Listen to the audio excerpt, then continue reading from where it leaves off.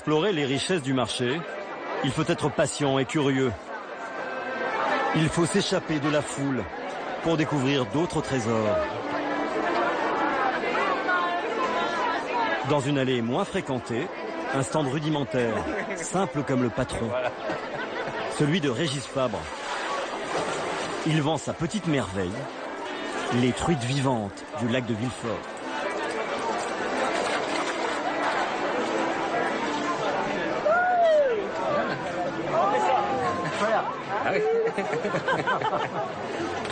Oh, wow. Okay, so you don't sell it. C'est moi que j'écabousse pas le petit sac. Voilà, elles sont très vivantes. Hein. Ah ben, ça sort pas du frigo. Ça sort pas du frigo, oui. Je sais. Quelle taille moyenne, pas trop grosse? Régis, un pisciculteur de 50 ans, fier d'installer ici chaque semaine son lac miniature. Qu'est-ce que j'y dois? 4,03, 4 euros. Et tout rond. Le luxe de Régis, c'est le temps. Ces truites vivent 2 fois plus longtemps que dans un élevage classique. Pourtant, elles ne sont pas plus chères. Alors, 4, voilà donc 5 et voilà 10. Merci Louis et bonne semaine. En vendant ce produit d'exception sur le marché, Régis supprime les intermédiaires qui lui prendraient une marge. Pourquoi vous les apportez vivantes sur le marché, Régis? Déjà parce que c'est attractif, les gens les voient bouger. Et puis bon, il y a l'intérêt pour la fraîcheur. Les gens sont... Là, on n'a pas de doute, on n'a pas aucun doute sur la fraîcheur. Il y a une petite photo de l'élevage, donc on voit bien qu'on n'est pas au bord de l'autoroute. Et ça, c'est important pour les gens? Si les gens font l'effort de venir au marché, c'est aussi pour avoir ce rapport avec le producteur et la confiance qu'ils peuvent avoir au produit. Puisqu'ici, on ne triche pas, on est derrière notre étal et ce qu'on vend, c'est nous qui l'avons fabriqué. Si c'est pas bon, déjà les gens reviennent pas ou nous le disent. Et puis il y a ce lien qui est créé entre le consommateur et le producteur, c'est vraiment important. Il n'y a pas goûté. Elles ont l'air très bonnes et très vivantes. Oui. C'est la seule chose, par contre, que le Canada peut facilement rivaliser avec la France. Ah. Mais je suis certain que c'est très bien, il n'y a pas de... Il y a qu'à les regarder, c'est joli. Oui, Ils ont l'air en grande forme. Oui, on a l'air en grande forme, effectivement. Bien longues. Oui. Ah. C'est pas des poissons industriels, voilà, il y a des nageoires. Hop. Au Québec, vous avez déjà vu ça? Ben oui, mais pas au marché, au lac. Directement dans la chaloupe. Non, chaloupe. C'est-à-dire? À la pêche. Merci beaucoup. Bye bye. Et à bientôt sur la chaloupe. C'est pas encore qu'elle s'en va. Merci, au revoir. Sur le marché, ce que j'aime, c'est qu'on peut blaguer, les gens sont détendus, c'est une ambiance. Je pense qu'à Carrefour, ils sont pas comme ça, en train de pousser leur caddie. Je me demandais si les truites participaient à la propreté du lac. Ben non, mais c'est un indicateur, c'est-à-dire que si on a des truites en bonne santé, c'est que le lac est en bonne santé. Voilà. Enfin, moi, il me semble, parce que la truite est très fragile. Il veille sur le lac de Villefort à ce qu'il reste bien clair et bien propre. Voilà, grâce à ces truites. Voilà. Merci. Ce lac sur lequel veille Régis se trouve à une centaine de kilomètres d'Uzès, dans un endroit hors du temps. Merci, messieurs, dames. Monsieur.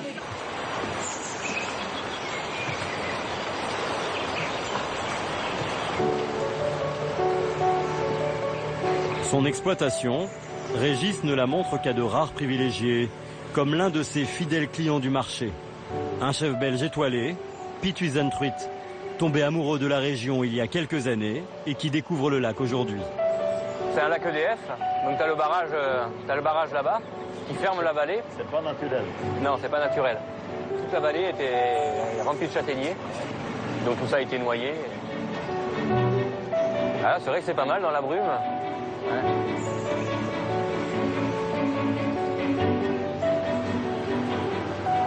Alors on voit, il y a de l'eau qui sort de partout. Et là, il y a des petites sources un peu partout qui alimentent le lac. Et donc c'est que des eaux pures qui alimentent ce lac. C'est quand même magique.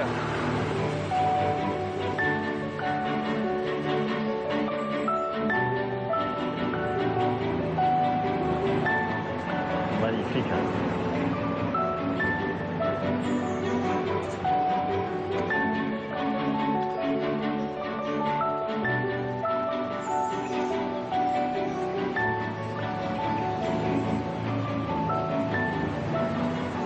On a la chance de profiter d'un environnement encore préservé. Voilà, je me mets à la place de mes truites et voilà, j'imagine la qualité de l'eau qu'elles ont. Mais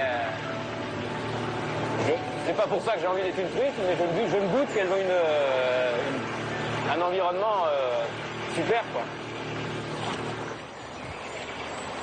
Alors, ils sont où les bêtes? Voilà, donc là, on va choisir une truite dans cette cage. Ouais. Les plus grosses, pratiquement, des truites qu'on a. Ouais. On va les appeler un petit peu. Voilà, donc elles viennent, et là, on va essayer d'en trouver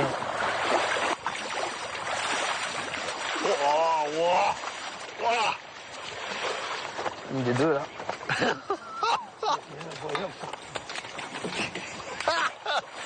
Il a de la chance, lui-là.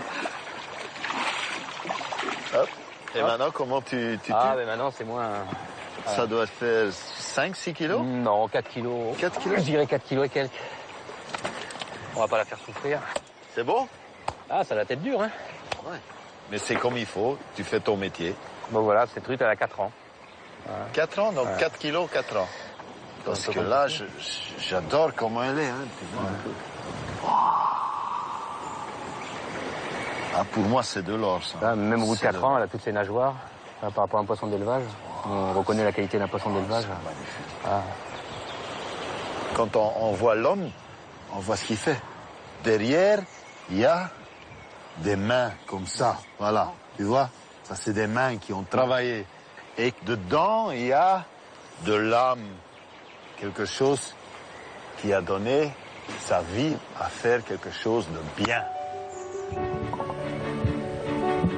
Dans l'eau, plongée à 15 mètres de profondeur, plus de 100 000 truites que Régis vient nourrir 2 fois par jour avec un repas 100% bio. Bon, ils ont l'air d'aimer leur petit repas.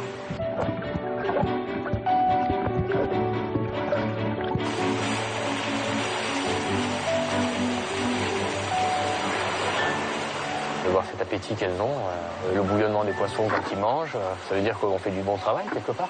Parce qu'elles ont cette envie de manger, ça fait plaisir, quoi. Voilà, maintenant, ouais, elles se sont calmées. Elles ont le ventre plein et voilà. Elles nagent, elles digèrent. Au-delà de l'amour des truites, ce qui relie Pete et Régis, c'est un combat commun pour une alimentation saine et sans produits chimiques. Ce qui m'interpelle, c'est quand je vois le degré de protection que les gens veulent avoir dans leur vie, Ouais. des airbags dans leur voiture, leurs enfants les mieux protégés possible, savoir toujours où ils sont, et qu'à côté de ça, dans leur alimentation quotidienne, il n'y a aucune... On fait comme ça et on se pose pas de questions. Voilà, et c'est quand même un acte primaire, mais un acte voilà. Qui est quand même... Le matin, le midi et le essentiel soir. et qui... Essentiel. Et qui fait notre intégrité physique. Est-ce que les gens savent un exemple? Est-ce que les gens savent qu'une truite saumonée, c'est pas un croisement entre une truite et un saumon, c'est juste une truite qui a mangé du colorant et qui est devenue rose? Est-ce que les gens le savent? Ça n'existe pas en vrai dans la nature, la truite Dans la nature, ça existe en vrai, parce que dans certaines rivières, ils vont manger des petites crevettes et avoir cette coloration, parce que la truite a la faculté de se colorer facilement, mais en élevage, c'est évident que c'est du colorant qui leur sont donnés et qui les colore. Si les gens voulaient une truite bleue, l'industrie la ferait bleue sans aucun problème. Ah, quand t'es dans l'eau et que ça donne des coups de queue, tu veux essayer?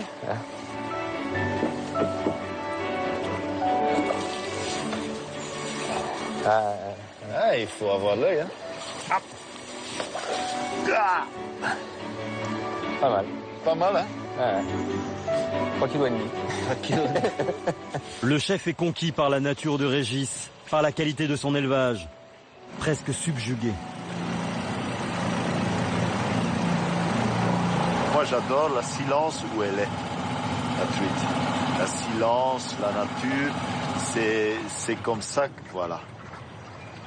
Elle est dans l'eau, elle est avec nous. Et c'est là qu'on se marie, le cuisinier avec le produit. C'est là où c'est... Voilà. Moi aussi, je peux expliquer maintenant aux gens qui le mangent d'où elle vient. Elle est super. Elle m'a regardé dans les yeux. Voilà. Elle m'aime.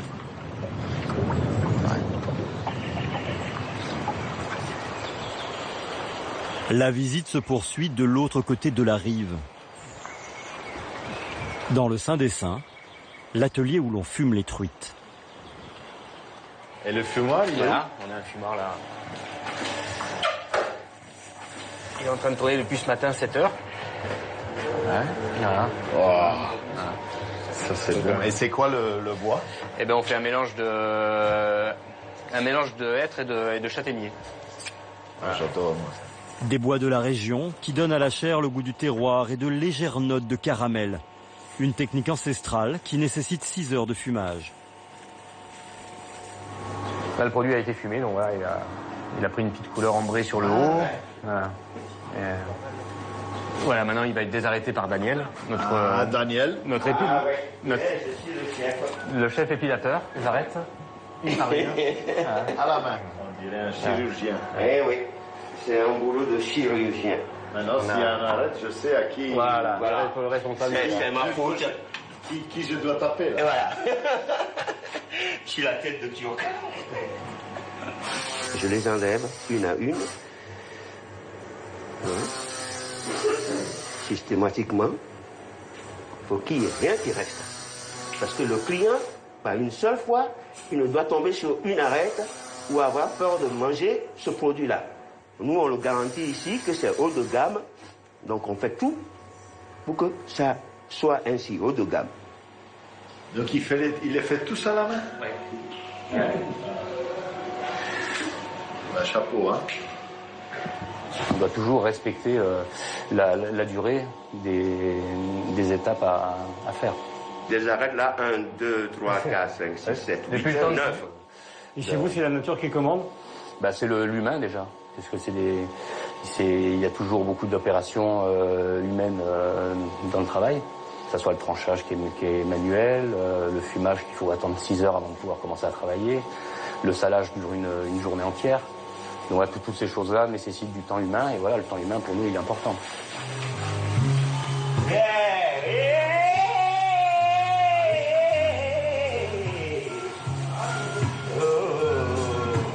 Pour Daniel, Régis, François, chaque jour le même cœur à l'ouvrage.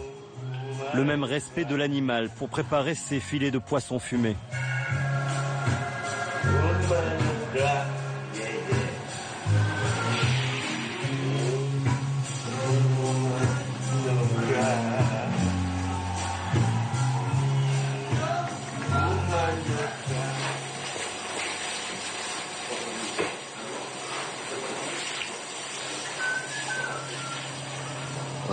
Magnifique, hein?